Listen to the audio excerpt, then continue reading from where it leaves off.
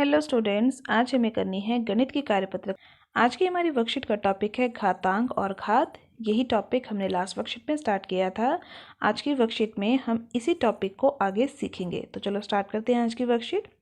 जैसा कि हम जानते हैं कि 4 गुना 4 बराबर होता है 4 की घात 2 के। आपने लास्ट वर्कशीट में सीखा था कि ये 4 अगर 2 बार गुना हो रहा हो तो हम उसको किस प्रकार लिख सकते हैं, 4 की घात 2 की तरीके से, यानी 4 को टोपी पहना देते हैं 2 की। और इसी तरीके से अगर 4 3 बार गुना हो रहा हो तो हम लिख देते हैं 4 की घात 3 के रूप में।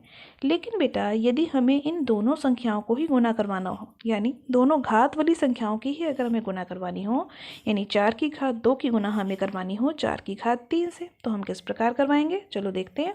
4 की घात 2 का मतलब है कि 4 को 2 बार गुना कर दीजिए, और 4 की घात 3 का क्या मतलब है, उसको 3 बार गुना कर दीजिए। तो देखो ये 3 बार गुना हो गया और एक बार 4 2 बार गुना हुआ। तो 4 कितनी बार गुना हुआ कुल, 1 2 3 4 5, 5 बार गुना हुआ ना। तो इसीलिए हमने यहाँ लिखा 4 की घात 5। लेकिन अगर हम और ध्यान से देखें तो ये जो दो संख्याएं हमने गुना करवाई, इसकी घात जो थी, अगर इन्हीं दोनों घात को, यानी इस 2 को और इस 3 को अगर हम जोड़ देते, यानी लिखते 4 की घात 2 जमा 3, तो भी तो हमारा उत्तर यही आता, 4 की घात 5। तो हमें एक नियम यहाँ से मिल गया जो कि घातांक और घात का पहला नियम है कि जब एक ही आधार वाली घात गुणा होती है तो उनके घातांक जुड़ जाते हैं। तो जो प्रश्न हमने हल किया, यहाँ पर क्या क्या खासियत थी देखते हैं।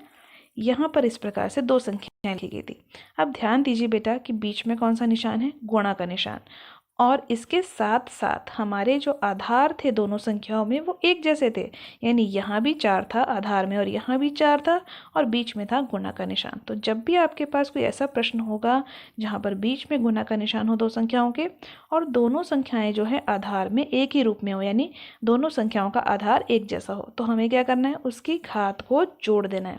तो इसीलिए हमारा उत्तर यहाँ क्या बना, 4 की घात 2 जमा 5, यानी 4 की घात 5।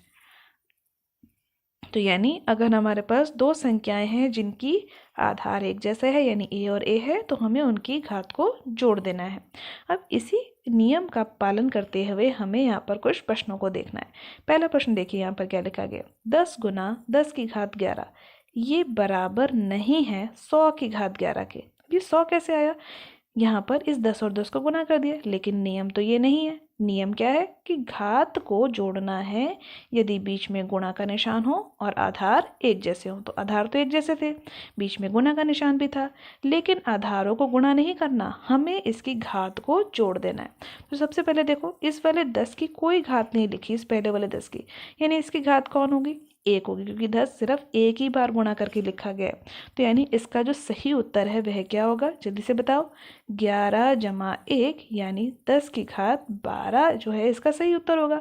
लेकिन यहाँ क्या लिखा गया था, 10 की घात 11, इसीलिए है गलत था। इसके बाद दूसरा भाग देखो, 2 की घात 6 जमा 2 की घात 3, लेकिन बीच में किसका निशान है, जमा का, और हमें किसका निशान चाहिए होता है, गुणा का। देखिए सिखाया था ना मैंने अभी आपको। तो यहाँ पर भी हम घात को नहीं जोड़ सकते। घातों को जोड़ने के लिए कौन सी दो चीज़ों की ज़रूरत है, बीच में होना चाहिए ये गुणा का निशान और हमारे पास आधार एक जैसे होने चाहिए, तभी हम उनकी घात को जोड़ सकते हैं। इसके बाद हम देखते हैं नियम नंबर 2 को।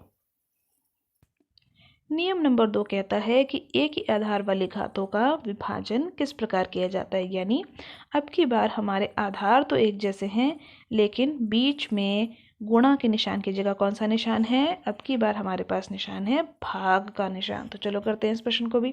3 की घात 4 का क्या मतलब है, 3 कितनी बार गुना होना चाहिए, 4 बार गुना होना चाहिए, और 3 की घात 2 का मतलब 3 होना चाहिए 2 बार गुना। अब इसी को मैंने बटा के रूप में लिख लिया। तो जब भी भिन्न को बटा के रूप में लिखते हैं तो जो पहली संख्या है भाग में उसको हम लिखते हैं ऊपर और भाग की दूसरी संख्या को लिखते हैं नीचे। तो 3 की घात 4 यानी 3 को जो 4 बार मैंने गुना किया उसको मैंने लिखा ऊपर, और 3 की घात 2 उसको लिखा मैंने नीचे। अब ध्यान से देखो, कुछ संख्याएं हैं जो कट सकती हैं, 3 और 3 कट जाएगा, दूसरा वाला 3 और 3 भी कट जाएगा। अब क्या क्या बच गया, एक ये वाला 3 बचा और एक इसके साथ वाला 3 बचा, यानी 3 बचा 2 बार। तो हमारा उत्तर आया 3 की घात 2। अब इस प्रश्न को इतना बड़ा हल करने की बजाय अगर हम ध्यान दें इस प्रश्न पे, तो हम देख पाएंगे कि जो हमारी यहाँ पे संख्याएं हमें दी गई थी उन संख्याओं की घात को अगर हम घटा देते, यानी इस 4 में से इस 2 को घटा देते, तो भी तो हमारा उत्तर 3 की घात 2 ही आता। इसका मतलब अगला नियम हमें क्या कहता है कि अगर आधार एक जैसे हों, यानी 3 की घात 4 और 3 की घात 2, आधार एक जैसे है ना, 3 और 3, और बीच में निशान हो भाग का, तो हमें क्या करना है, हमें इस पहले वाले घात में से दूसरी वाली घात को घटा देना है। तो क्या उत्तर आ जाएगा, 3 की घात 4 घटा 2, यानी 3 की घात 2 हमारा उत्तर आ जाएगा। आपको याद रखना है कि जो घात है ये आपको छोटी सी संख्या लिखनी है, यानी छोटे में लिखनी है, बहुत बड़ी नहीं लिखनी। इसके बाद हम करते हैं अपना तीसरा नियम। तो देखो तीसरा नियम क्या है, 2 की घात 3 और उसके ऊपर फिर से एक ब्रैकेट डाल के लिखी हुई है घात 2, यानी यहाँ पर तो हमें 2 घात दिख रही है, यानी 2 टोपी पहनाई हुई है संख्या को। तो चलो करते हैं इस प्रश्न को। अगर हमें सिर्फ लिख के दिया होता 2 की घात 2, तो इसका क्या अर्थ होता, 2 को कितनी बार गुना करना है, 2 बार। तो यहाँ पर तो 2 की घात 3 है, तो यानी 2 की घात 3 को 2 बार गुना कर देते हैं, क्योंकि पूरे पे घात डली हुई है 2। अब 2 की घात 3 और 2 की घात 3, अभी हमने सीखा था कि अगर आधार एक जैसे हों तो घात को क्या कर देते हैं, जोड़ देते हैं। तो देखो 2 की घात 3 और 3 जमा 3 कर दिया, तो उत्तर आ गया 2 की घात 6। लेकिन अब इस प्रश्न को भी अगर हम फिर से ध्यान से देखें तो हमें दिख रहा है कि अगर हम इसकी दोनों घात को गुना कर देते, यानी 3 दूनी 6, तो भी हमारा उत्तर यही आता जो कि अभी आया है, यानी 2 की घात 6। तो अगला हमें जो यहाँ पे नियम मिल गया वह क्या है, घात पर घात का नियम। यानी अगर 2 टोपी एक साथ पहनी हुई है किसी संख्या ने, तो दोनों को गुना करके उसे एक ही टोपी पहना दो। तो देखो इसको एक उदाहरण के माध्यम से समझते हैं। मान लो कि 4 ने टोपी पहनी है 2 की, और इसने फिर से एक और टोपी पहन ली 6 की। तो देखो टोपी पे टोपी, यानी 2 टोपी एक साथ पहनी है उस संख्याओं की। तो जब भी घात के ऊपर घात होती है तो ये दोनों टोपियां आपस में, यानी ये दोनों संख्या आपस में गुणा हो जाती हैं। 2 गुना 6, यानी 4 की घात 12 हमारा उत्तर आ जाता है। इसके बाद आगे की वर्कशीट करने से पहले हम करते हैं इस प्रश्न को। सोचिए बड़ा कौन है। 2 संख्याएं हमें दी गई हैं, 5 की घात 2 गुणा 3 और 5 की घात 2 की घात 3। तो इन दोनों में बड़ा कौन है, तो चलो हल करते हैं। पहले हम इसको हल करते हैं। 5 की घात 2 का मतलब 5 गुना 5, और एक 3 और है जिससे हमें इसको गुणा करना है, तो चलो गुणा कर लेते हैं। 5 पंजे 25 और 25 दिया होता है 75, तो हमारा उत्तर यहाँ पर आ गया 75। दूसरे वाले भाग में अब देखो घात के ऊपर घात है, तो घात के ऊपर घात कैसे हल की जाती है, इन दोनों घात को गुणा करके। तो एक गुणा कर लेते हैं, 5 की घात 2 गुना 3, तो ये कितना हो जाएगा, 5 की घात 6। तो यानी 5 को कितनी बार गुना करना है, 6 बार। तो 1 2 3 4 5 और 6, तो ये मैंने 6 बार गुना कर लिया 5 को। अब इस 5 को 6 बार गुना करने पर जो हमारा उत्तर आएगा वो दिख ही रहा है कि इतनी सारी संख्याओं को गुणा करेंगे तो वो 75 से बड़ा ही आएगा। तो यानी हमारा कौन सा उत्तर बड़ा है यहाँ पे, ये जो घात के ऊपर घात की संख्या है वह हमारी बड़ी है। इसके बाद हम करते हैं अगला जो हमारा नियम है घातांक का, उसे। तो देखो घातांक का अगला नियम क्या है, समान घातांक तथा अलग अलग आधार वाली घातों की गुणा। अभी हमने देखा था जब आधार जो है एक समान होते थे तो कैसे करते थे। अब हमें देखना है अगर आधार अलग अलग हो। देखो यहाँ पे आधार है 2, यहाँ आधार है 3, लेकिन दोनों आधार ने एक ही टोपी पहनी हुई, यानी इनकी घात एक जैसी है। तो इसे कैसे हल करेंगे, 2 की घात 3 का मतलब 2 को 3 बार गुना किया, 3 की घात 3 का मतलब 3 को भी 3 बार गुना किया, और उसके बाद बना लिए जोड़े, यानी 2 और 3 का एक जोड़ा, अगले वाले 2 और 3 का एक जोड़ा, और लास्ट वाले 2 और 3 का एक जोड़ा। देखो जोड़े बन गए, इनको गुणा करो, 6 गुना 6 गुना 6 बन जाएगा, और 6 की घात 3 हमारा उत्तर आ गया। लेकिन यहाँ पर इतना बड़ा हल करने की बजाय हम एक नियम स्थापित करते हैं। क्या कहता है ये नियम, यदि 2 संख्याओं के आधार अलग अलग हों लेकिन दोनों की घात एक जैसी हो। देखो 2 संख्याएं जिनके आधार अलग अलग थे, आधार का मतलब 2 और ये 3, लेकिन इनकी जो घात है वो एक जैसी है, यहाँ भी 3 है और यहाँ भी 3 है, और बीच में है गुणा का निशान। तो हम क्या करते हैं, इन दोनों संख्याओं ने क्योंकि एक ही टोपी पहनी है तो इन दोनों संख्याओं को करते हैं गुणा, और दोनों को ब्रैकेट की जैकेट पहना के एक ही टोपी पहना देते हैं। तो हमारा उत्तर आ जाता है 2 तिया 6, और 6 की घात 3 हमारा उत्तर आ गया, जैसे इस प्रकार यहाँ से आ रहा था। तो आपको याद रखना है कि जब आधार अलग अलग हों और घात एक जैसी हो, बीच में गुणा का निशान हो, तो दोनों को ब्रैकेट डाल के एक ही टोपी बना देनी है। इसके बाद अगला देखते हैं नियम।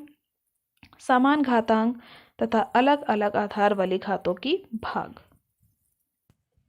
तो इस नियम में हमें सीखना है कि अगर हमारे आधार अलग अलग हों लेकिन घात एक जैसी हो और बीच में किसका निशान हो, भाग का निशान, यानी दो समान घात वाली संख्याएं आपस में भाग हो रही हों तो उसे कैसे हल करेंगे। तो 2 की घात 4 का मतलब 2 को 4 बार गुना करेंगे ऊपर, और 3 की घात 4 का मतलब 3 को 4 बार गुना करेंगे नीचे, क्योंकि भाग है इसलिए ऊपर और नीचे बढ़ जाएगा। पहली संख्या हमेशा भाग में भिन्न के रूप में ऊपर लिखी जाती है और दूसरी नीचे लिखी जाती है। अगर मान लीजिए आपके पास यहाँ पर होता 12 की घात 2 बटा 5 की घात 2, तो इस प्रकार से हम लिख देते 12 गुना 12 और 5 गुना 2, 5 गुना 5। अब देखो 12 और 5 दोनों ही 2 बार लिखे जा रहे हैं, तो इसको मैं लिख दूंगी 12 बटा 5 पूरे की घात 2। ये हमने हल किया 12 की घात 2 भाग 5 की घात 2 को। कैसे हल किया, दोनों संख्याओं की भाग करवानी थी। तो यहाँ से हमने नियम स्थापित किया कि अगर दो संख्याएं जिनका आधार अलग अलग है लेकिन जिनकी घात एक जैसी है और बीच में किसका चिन्ह है, भाग का, तो इसके लिए हम क्या करते हैं, संख्या को लिख देते हैं बटा के रूप में और दोनों को एक ही टोपी पहना देते हैं, जो कि यहाँ पर सेम टोपी इन्होंने पहनी हुई थी। तो भाग को जब भिन्न के रूप में लिखते हैं तो आपको याद रखना है पहली संख्या को हमेशा ऊपर लिखना है और दूसरी वाली संख्या को हमेशा नीचे लिखना है भिन्न के रूप में। तो इसके बाद देखो क्या करना है आज की वर्कशीट में। किसी भी संख्या शून्य के अतिरिक्त पर घातांक अगर शून्य हो तो उसका मान 1 होता है। तो ये तो आपने लास्ट वर्कशीट में सीखा था ना कि कोई भी संख्या हो अगर उसकी घात शून्य है तो उसका उत्तर होगा 1। कोई भी संख्या, मान लीजिए मैंने तो 2 लिखा, अब आप कहेंगे मैम कोई और संख्या होगी तो क्या उसकी भी घात अगर 0 हो तो उसका भी उत्तर 0 होगा। हाँ होगा। अगर मान लो यहाँ संख्या लिखी होती 450 यानी 450 और उसकी घात होती 0 तो भी उसका उत्तर 1 ही आता।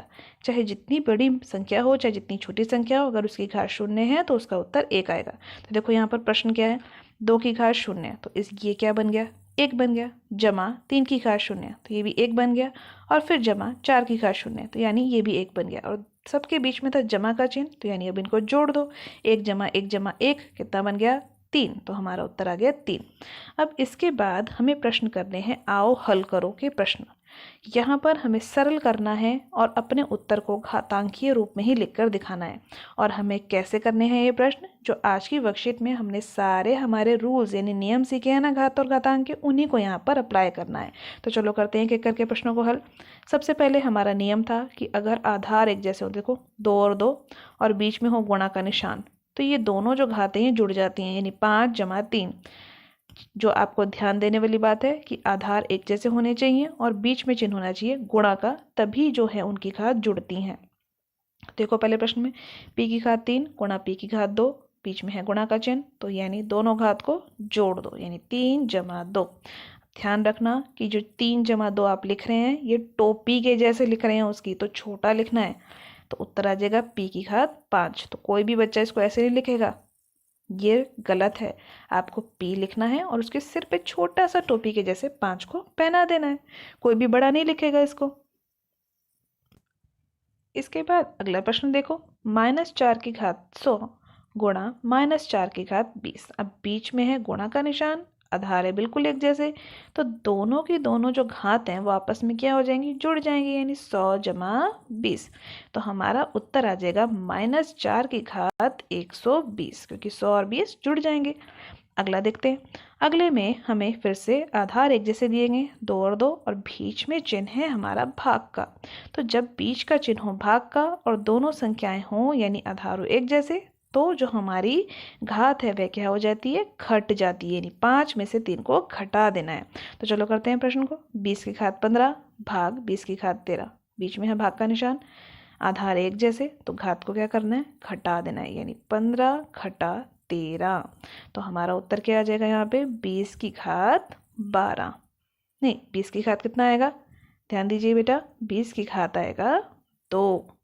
अगले प्रश्न में हमें करना है 7 की घात 13 और 7 की घात 10, बीच में है भाग का निशान, आधार एक जैसे हैं, तो घटा दो, यानी 13 में से 10 को घटा दो, तो क्या उत्तर आ जाएगा, 7 की घात 3। अगला नियम याद करते हैं, रिवाइज करते हैं, जो कि है घात के ऊपर घात के, यानी दो टोपी एक साथ पहनी हो तो दोनों टोपियों को गुणा कर देना है, यानी दोनों संख्या को गुणा कर देना है। तो ये नियम था घात की घात का। तो 6 की घात 2 गुना 10, क्योंकि दोनों टोपी एक साथ पहनानी है उसको। तो ये उत्तर क्या आ जाएगा, 6 की घात 20। अगले में 50 और 2, देखो दो घात एक साथ है ना, तो 7 की घात 50 गुना 2।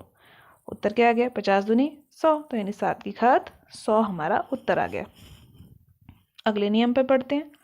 अगला नियम तो अभी अभी हमने किया है कि यदि आधार अलग अलग हों लेकिन घात एक जैसी हो, यानी टोपी एक जैसी पहनी हो, तो आधारों को गुना करो और संख्याओं को टोपी एक ही बार पहना दो 3, और नीचे के आधारों को गुना कर दो, यानी 2 चौक 8 और 8 की घात 3। तो चलो शुरू करते हैं इस प्रश्न को।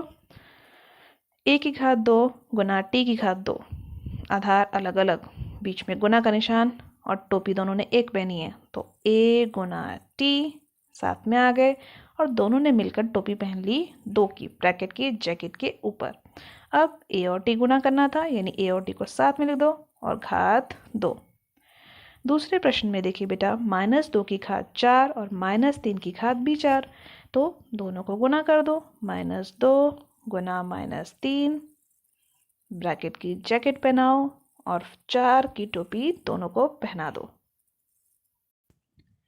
तो हमारा उत्तर कैसे आएगा, देखो अब यहाँ पे इस जमा और जमा को जब गुणा करेंगे तो घटा और घटा को गुणा करेंगे तो ये जमा बन जाएगी, घटा घटा जमा होती है, और 2 तिया होता है 6, तो 6 की घात आ जाएगा उत्तर आपका 4, क्योंकि 4 की टोपी इसने पहनी हुई थी ना।